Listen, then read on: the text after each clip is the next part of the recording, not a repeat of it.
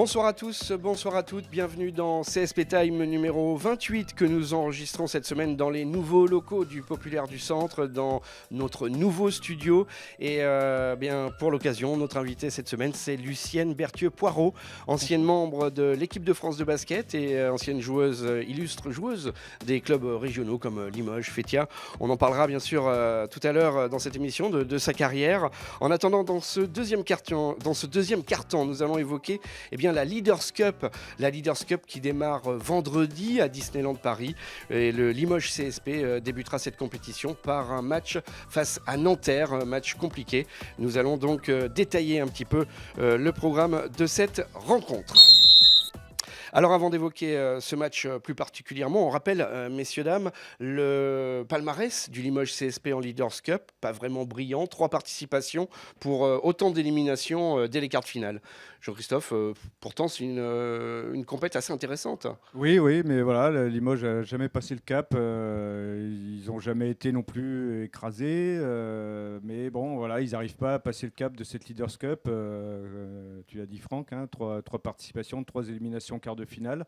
Je sais pas, il y a comme on ne peut pas parler de blocage parce que ce n'est pas le club qui fait un blocage. À chaque fois, ça a été 3 équipes différentes. Mais cette formule, clairement, ça ne réussit pas au Limoges CSP. À l'inverse de Monaco, dont on parlait, qui est triple tenant du titre.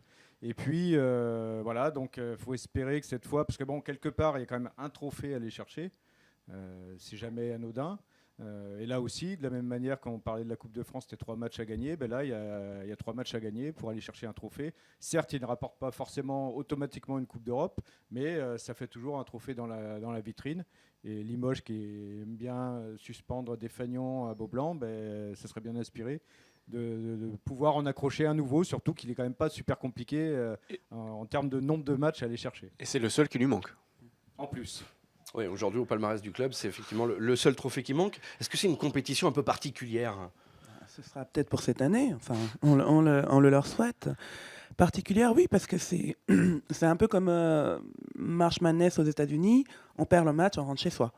Donc là, il y a 2 matchs, on perd le premier, on est disqualifié. Donc c'est pas le même état d'esprit, et il faut vite se mettre à la page et se dire que c'est le dernier match de la saison. C'est comme ça qu'il faut l'aborder. On aime ce type de compétition quand on est joueur, 3 matchs assez resserrés dans le calendrier, sur un lieu neutre. Oui, il faut. Enfin, c'est vrai que les lieux sont assez festifs. Disneyland, bon, c'est la salle, c'est pas vraiment les meilleurs, on va dire, c'est pas vraiment la meilleure. Ça respire pas le basket ?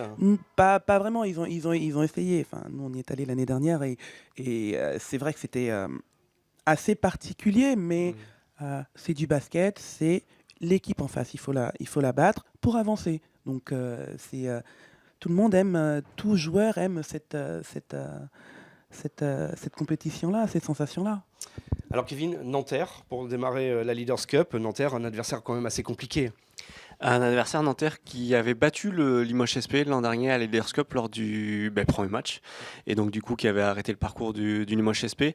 Un adversaire qui, on le connaît, qui est quand même qui est toujours dans le top 8 du championnat, qui s'appuie cette année sur un très grand Laou Konaté qui fait une très grande saison, l'ailier français, et un adversaire que le CSP aura à cœur de battre, dixit Olivier Bourguin. En fait, Olivier Bourguin nous a répété 2 fois en conférence de presse qu'il n'avait pas apprécié le comportement des Nantériens à l'issue du match l'an dernier à la Leaders Cup. Donc lui, ça lui tient à cœur de prendre la revanche. Il s'est mis un peu volé ou lésé. Ce que les Limougeaux sont concernés de cette façon, je pense aussi. Je pense qu'il faudra aussi contrôler les shooters de Nanterre. Cette année, il shoot à 42% à 3 points. C'est l'une des forces de Pascal Nadieu avec cette équipe. Ce ne sera pas un match facile, mais je pense que sur cette dynamique, le CSP peut passer. C'est pas le même Nanterre que les autres années, quand il s'appuyait sur notamment Eko Chafardzic ou ça a été plus flamboyant par le passé, c'est plus possible cette année. Et pour finir, il faut dire que Nanterre est sur 2 défaites consécutives en championnat également.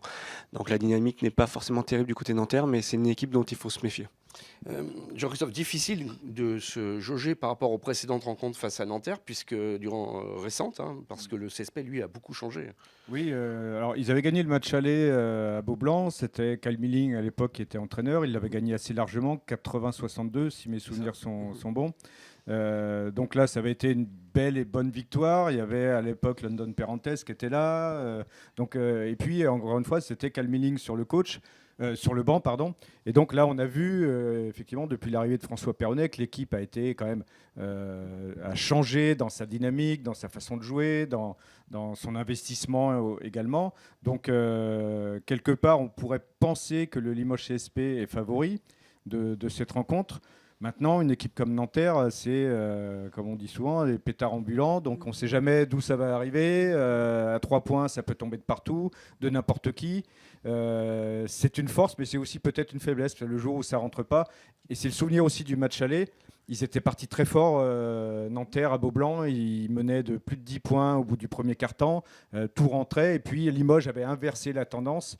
Et c'était le soir où Jonathan Roussel avait signé son meilleur match sous Limoges CSP et fait plus de 27 d'évaluation, je crois, son meilleur match. Et donc, Limoges avait réussi à inverser la tendance. Donc, voilà, tous les espoirs sont permis pour Limoges à condition qu'ils aient envie. Lucienne, Kevin l'a dit, c'est une équipe qui shoot beaucoup à 3 points, Nanterre. Quelle solution face à une équipe qui procède comme ça? Donc, quand on sait qu'une équipe shoot est assez adroite à 3 points, on s'adapte en les pressant beaucoup plus. Si on les empêche d'avoir le ballon à l'extérieur, ils ne peuvent pas être aussi performants. Il leur faut de l'espace pour shooter. Donc le mieux, ce serait d'essayer d'empêcher aux ailiers d'avoir la balle et de défendre très haut. Et ensuite, si jamais le shoot est parti, surtout les écrans de retard, parce qu'une équipe qui shoot, même si elle est à droite, en général, ils vont beaucoup au rebond offensif. Donc, moi, je miserais surtout sur ça, quoi. Essayer de les empêcher d'avoir la balle et essayer de faire en sorte qu'ils se souviennent de matchs de l'année d'avant où ils ont perdu. Donc, ce serait surtout ça, avoir les crocs pour faire en sorte que ce soit eux qui repartent cette année et non pas nous au premier match. Alors si, moi je passe, rien ne nous empêche de regarder déjà un petit peu plus loin. Ce profil Dijon ou Strasbourg en fait, en cas de victoire. Oui, Dijon ou Strasbourg. De préférence, on préférait prendre Strasbourg qui est diminué et face auquel on reste sur une probante victoire. Dijon, à contrario, joue avec 7 joueurs. En fait, les 2 équipes seront difficiles à prendre. Si elles sont à la Leaders Cup, c'est qu'elles ont mérité leur place. Moi, je préférais prendre Strasbourg, sachant qu'on reste sur une bonne dynamique face à eux. Dijon, je pense que ça sera compliqué. Et même s'ils jouent à 7, ils sont très forts en ce moment, grâce à leurs 2 ricains, la Olson et Ware, si je ne dis pas de bêtises. Mais Dijon, ça sera difficile à prendre, je pense. Après, c'est que des projections, évidemment. Ouais. Le seul bémol sur Dijon, comme tu le dis, c'est le 2e match en 2 jours, avec un effectif réduit. Ils ont un jeu à forte dépense énergétique. Ils ont beaucoup d'énergie dépensée en défense.